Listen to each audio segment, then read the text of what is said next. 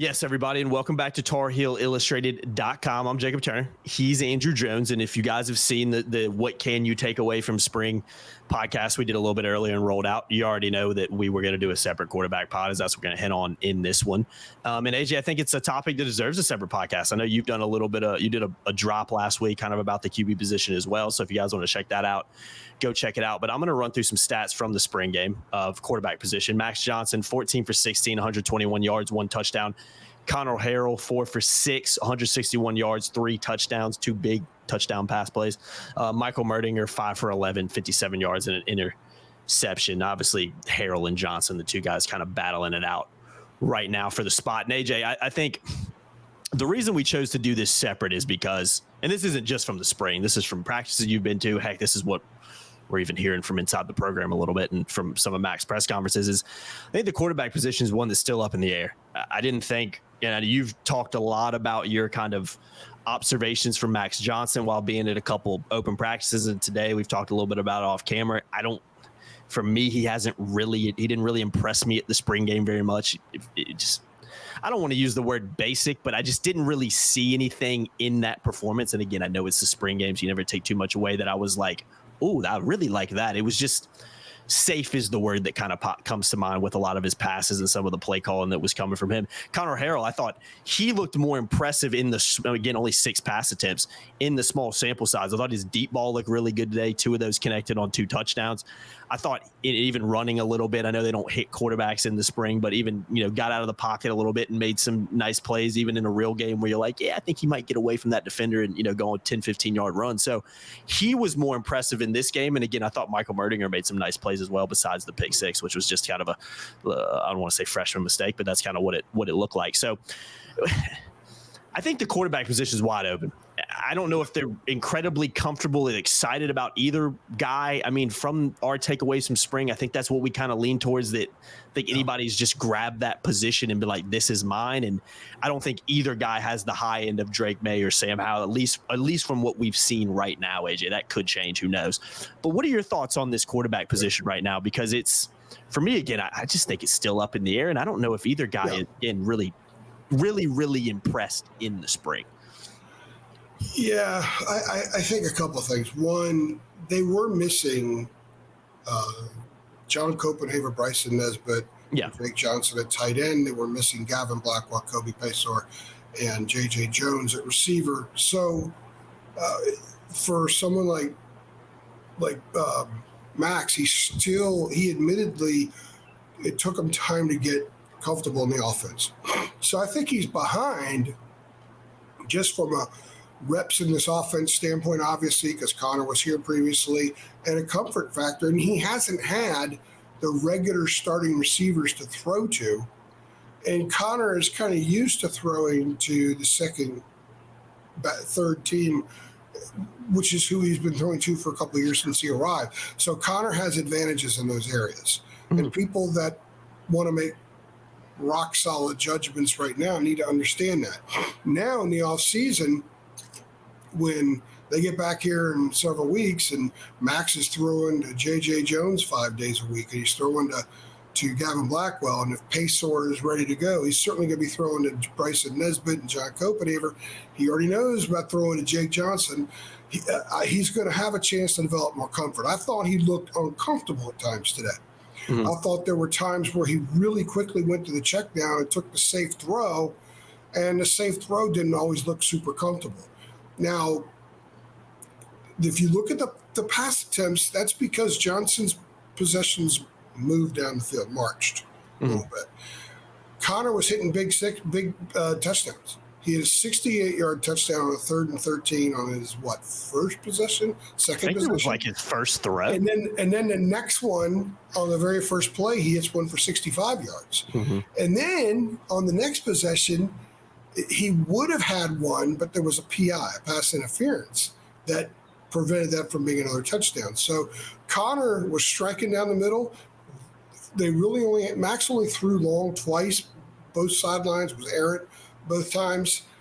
Didn't look super comfortable with that. But again, Connor's got a lot more time in this situation than Max does. And Max has done other offenses, but those offenses are nothing like this one. So it takes time. I'm going to give him the benefit of the doubt. But I agree with you. I think the staff, whatever questions they came into spring practice having and came in today having, I don't think any of them were answered different than what they've seen already. I think that they know that Connor's super fast. They know that Connor can hit the long ball, but Connor struggles with some of the short stuff. They know that Max Johnson can game manage some, and I know Max despises that term, but I'm going to use it because I think that more aptly describes where his strengths are. The one thing he does really well is when he's under duress, he finds receivers in the middle of the field. He dumped off in the middle of the field quite a lot of those what was he, 14 for 16? A lot of those receptions were when he's under duress and he finds a guy and he picks up 5, 6, 7 yards. And that's how you move the chains. And they want to move the chains. And they want to keep the defense off the field. They want an offense that plays complementary football with the defense. So everyone wants to look at the shiniest object in the room, and right now that's Connor Harrell. If I've seen 2 practices in today, I've seen these guys 3 times, and in each time Connor's looked better. In practice last week, Connor looked significantly better than Max. I don't think he looked significantly better today, but he looks better. But we also need to understand this is about winning football games. It's not about the shiniest objects. And if the staff leans more on, hey, let's keep the defense off the field, let's play more complementary football, they might like a guy like Max Johnson in there because he can move those chains. He's athletic. He can run a little bit. We didn't see too much of that today. We saw a lot more of it with Connor. But I don't want to take too much from the 3 times I've seen these guys, but I will say this. For Max, he's been in college for 4 years, played 2 years at LSU, 2 years at Texas A&M. He's played a lot of football. He started 22 games in the SEC. Played in like 35 games. He's been on the field a lot. And he looked uncomfortable and has looked a little, I'm not going to say raw, but not super assured at times out there for a guy who's played as much football as he has. Agreed. And I think Connor has looked like the more confident player. He's looked more like the guy who's playing within the framework of what his game is meant to be than Max is. But again, I'm going to be very, very fair here. I've only seen it 3 times. Max, that is. So I'm sure that I've seen him on tape. He looks pretty good on tape at times. Yeah. So we'll see. Yeah, it's definitely a work in progress at that position. And I'll say this. I mean, you've only seen him a few times, AJ, but I mean, let's not kid ourselves, man. I remember with Drake and Sam. I remember being at practice with you, like 1 or 2 practices. The only time you really ever seen him. First time seeing him, and I remember us going up to each other and be like, he's got it. Like, I'm not saying he's completing every pass. I'm not saying he's doing everything great, but you can look at those guys for 1 practice and be like, there's something different about those guys, man. They got the little bit of that it factor. We're not having that same conversation with these guys. Who knows what will happen? This is, I don't want to rule it out. This is in my piece I wrote too. I may have my headphones going in and out, so I may have interrupted you. I'm sorry if I did. I need to charge my headphones. But this is not a Sam Howell Drake May situation. No. I think Connor's got some pretty good upside. I really do. He's super smart, fast. Throws a good ball. I think but he's not real big. They list him as 6'2". He's not 6'2". No, I don't think he's 6'2". But we haven't seen what they've seen, and we'll get a chance to see him some in August. They have 3 quarterbacks, scholarship quarterbacks on the roster now. Tad Hudson is in the portal. Mac made it very clear they're looking for a 4th. But I also thought it was interesting. Call us. And I asked him. Yeah, that was an interesting comment. I asked him if it was open-ended, meaning the search. And he said yes. I don't know how confident they are in one of these guys leading them next fall. It's harder to look at them as being those kind of guys, given what they've already had at quarterback the last 5 years.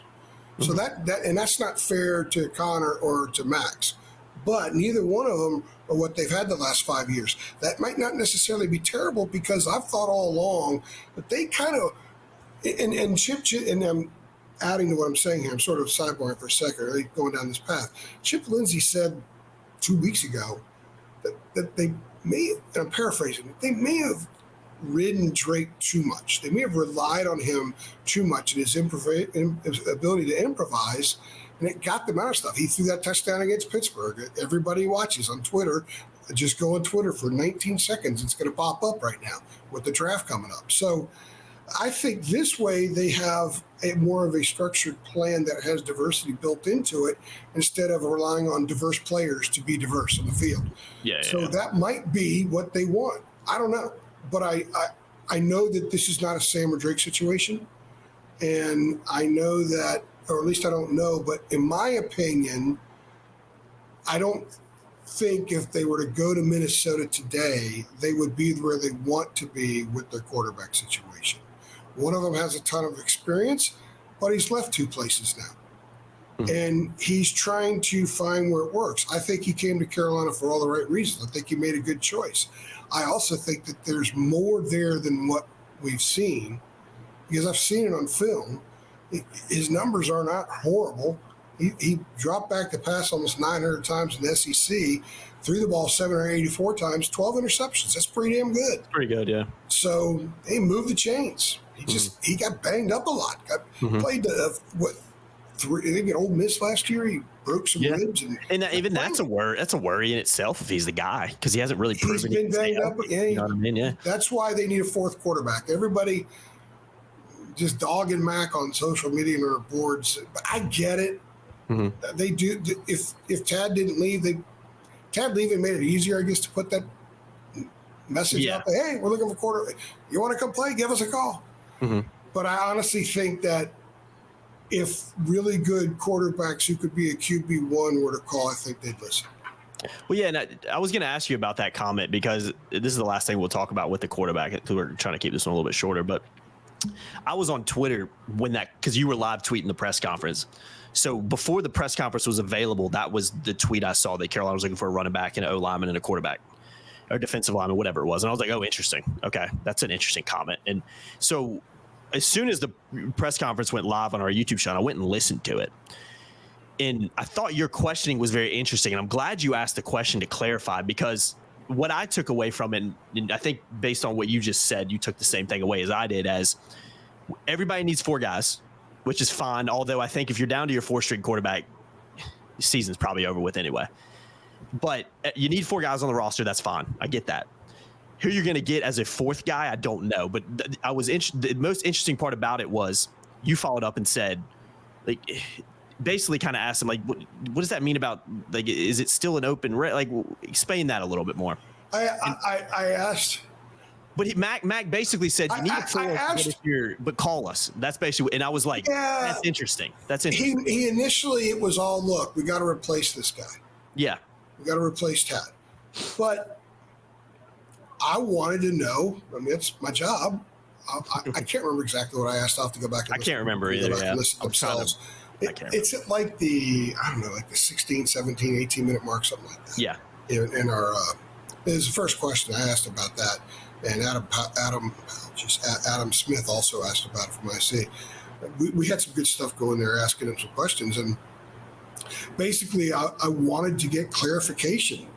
If you're strictly looking for just QB4, someone that's, see, to me, what makes that such a challenge is you're asking a kid who's in the portal who is leaving that scenario to come to your school to embrace that scenario. That's incredibly hard. I don't know who would do that. And Mac acknowledged it was hard. And I asked how open-ended it was, because we were talking about, that kind of guy. And I said, how is this an open-ended situation? And he said, yes. Yeah.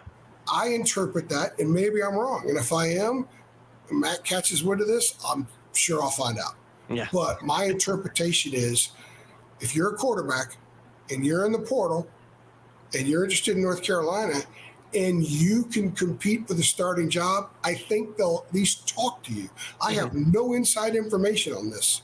This is me reading the room. I think that they'll talk to somebody. And I'm not saying they don't think Max and Connor are any good.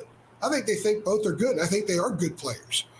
but this program has had way above good since Mac came back, and they probably might have a chance to be better than what they have right now because they have something very interesting to sell. They have opportunity, I think, for the right guy, and they also have a proven offense. I mean, Drake's going to go in the first half hour of the draft Thursday night. Drake's name's going to be called. A lot of talent at the skill positions on offense. And you got a crap load of talent. The best tight end room in America. An unbelievably deep and talented wide receiver room. Arguably, one of the top 3 running backs in college football, maybe the best running back in college football. Got a rebuilt line, but got some nice parts there. Centered by a guy who's got 2 national championship rings. And you've got a defense that they swear is improved.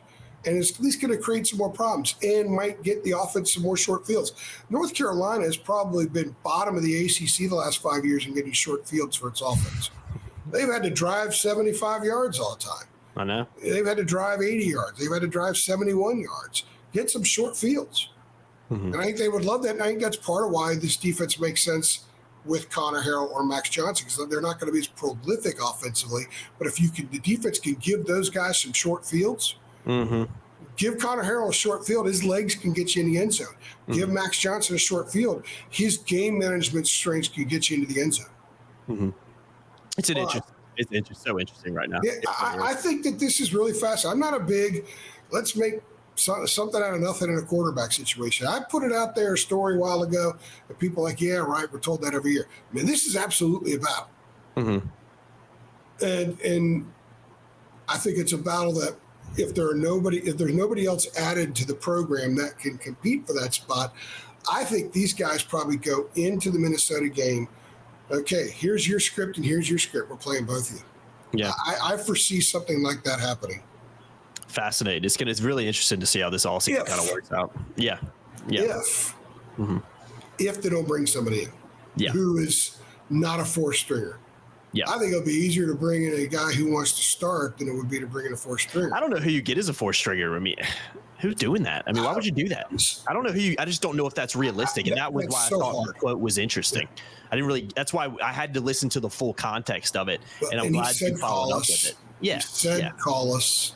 So I interpret. I will tell you the general take in the press box and the general take among some of the people in the media whom I have tremendous respect for is that was an open plea.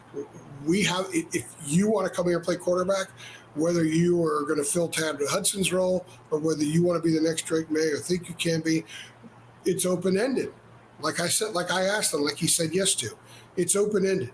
If you're interested in playing football here and you're in the portal, give us a call. They'll talk to the guy from UMass who hasn't gotten on the field yet, and they'll talk to some dude leaving Austin, Texas because a $2 million a year NIL guy's going to get the starting job. You know what I'm saying? Yeah, I know what you're saying. Yeah.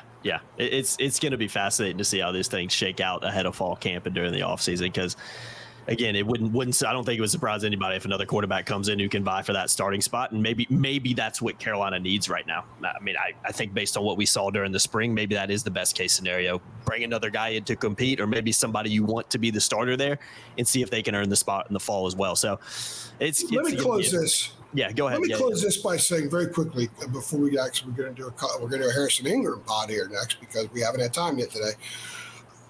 Let's say there's nobody added that would compete for the starting job. I personally think if they were to go to Minneapolis tonight and play a game, Connor Harrell would be the starting quarterback. Agreed. Yeah. Connor Harrell has been more impressive to me, and I've been to 2 practices and saw him today, and I talk. Connor Harrell's been a little bit more impressive than Max. Now, I don't want to disparage Max, and I enjoy the times I've had to interact with him. Really enjoy him.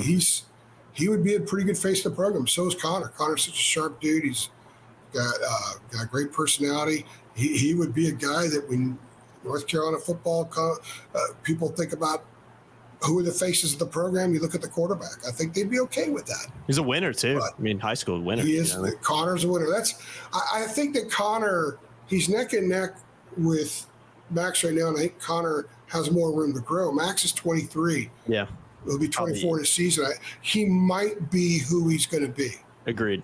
Agreed. I agree. I think there's more of an upside with Harrell, and that has a lot to do with age. And again, he's been around the program longer, but don't forget that. I know he hasn't played a ton, but he's been in the program. You know what I mean? I think that's you can run a lot of RPO with him. You can have some option wrinkles that you add, and you have to honor it because he could throw the deep ball. Exactly. He could throw it quickly.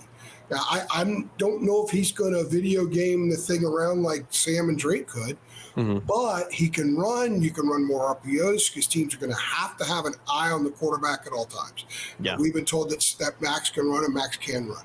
But I don't think you're going to go RPO a ton with Max Johnson. I think you're going to be a little bit more in base. So I think you can be more creative with Connor. I agree. We'll see how things shake out. Again, it's always tough to see in the spring, but I do think it's pretty comfortable to say, based on comments out of the program, based on what we've seen with our own two eyes, you on more occasions than me, quarterback position's still one that I don't think anybody's feeling exceptional about right now, great about. I think it's something that's going to have to work its way out. And again, we'll see what happens in the offseason, see if another guy comes in to compete for that starting spot, or even heck comes in to start, depending on who's out there and who they could potentially get. I think it's going to be really, really interesting to see. But keep it locked. When that happens, you'll know at TarHeelIllustrated.com. Head on over, $8.33 a month to sign up. Great time to do so. I know it's the off season, but the transfer portal, man, if you want that intel, football and basketball wise, you got to be a premium subscriber. You got to be on the premium board. Oh my God, man, on fire. On fire. You would know a ton of stuff. Football, basketball, and the discourse. Our message boards right now, our subscribers talking, has been as good as it's ever been. It's been fantastic. Agreed. And David is so locked in with the basketball stuff right now. We got a lot of stuff going on.